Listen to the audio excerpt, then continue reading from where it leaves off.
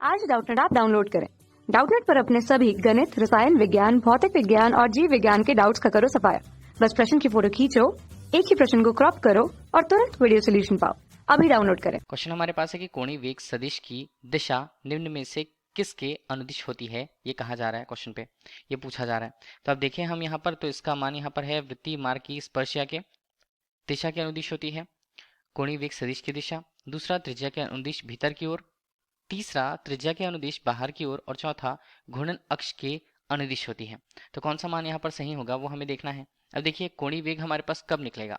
जब कोई कण है, मान लीजिए हमारे पास, जो किसी वृत्ताकार पथ में, जिसके लिए उसका एक नियत केंद्र और उसकी एक नियत त्रिज्या होगी, उसके परितः अगर वो घूम रहा है, ठीक है। तो नियत त्रिज्या को अगर हम यहाँ पर दर्शाना चाहें तो ये हमारे पास कितना होता है? ये हमारे पास स्मॉल आर होता है। स्मॉल आर की त्रिज्या में किसी वृत्ताकार पथ में कोई एक कण है हमारे पास, ठीक है। ये हमारे पास एक कण हुआ। कण के लिए अगर उसके द्रव्यमान को देखें तो स्मॉल एम हम उसे कहते हैं। इस तरह वृत्ताकार पथ में या वृत्तीय गति करते हुए किसी कण के लिए एकांक समय में उत्पन्न कोणीय विस्थापन को, देखिए ये कण है हमारे पास है। पहली स्थिति अगर हम देखें तो ये पहली स्थिति इसके पास होगी जो समय टी पर है, ठीक। टी बराबर t1 सेकेंड हमने कहा, ठीक है। दूसरे क्षण पर स्थिति अगर हम देखें कि कण की स्थिति कुछ यहाँ पर हो जाती है, ठीक है, तो हम दूसरी स्थिति को यहाँ पर दर्शाते हैं। और जो समय होगा, समय काल t बराबर यहाँ पर t2 होता है। t2 समय में उसकी स्थिति कुछ इस प्रकार से दिखती है, ठीक है।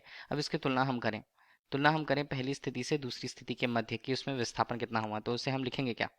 वृत्तीय गति करते हुए किसी कण के लिए एकांक समय में, यहाँ पर हम इसे लिखते हैं एकांक समय में, किसके द्वारा? में कण के द्वारा, कण द्वारा तय की गई दूरी, या हम उसे बोलते हैं एकांक समय में कण के विस्थापन को। कौन सा विस्थापन, किस प्रकार का विस्थापन होगा? कोणीय विस्थापन को हम कहते हैं कोणीय वेग। कोणीय वेग से व्यक्त किससे किया जाता है? जैसे ओमेगा से व्यक्त किया जाता है। और कोणीय वेग सदिश को हम ओमेगा सदिश के रूप में व्यक्त करते हैं, ठीक है। चूंकि ये सदिश राशि है और अगर हम इसकी दिशा देखें तो इसकी दिशा, कण जो है जिस वृत्ताकार पथ में घूम रहा है, जिस बिंदु के परितः, बिंदु यहाँ पर केंद्र बिंदु O है, O का अगर हम मान देखें तो O से गुजरने वाला जो कागज के तल के लंबवत एक अक्ष होगा, उसके परितः वह क्या करती है? कण जो है वो घूर्णी गति करती है। किस तरह से? कोणीय वेग ओमेगा से, ठीक है। तो ओमेगा कोणीय वेग जो होता है वो हमेशा उसकी दिशा जो होती है घूर्णन अक्ष के परितः होती है, ठीक है। तो हम ये कहें कि कोणीय वेग सदिश की दिशा निम्न में से किसके अनुदिश होगी? ना तो ये वृत्तीय मार्ग में स्पर्शिया के रूप में, ना तो ये टेंजेंशियल रूप में होता है, ना ही त्रिज्यीय रूप में अंदर या बाहर की ओर होता है।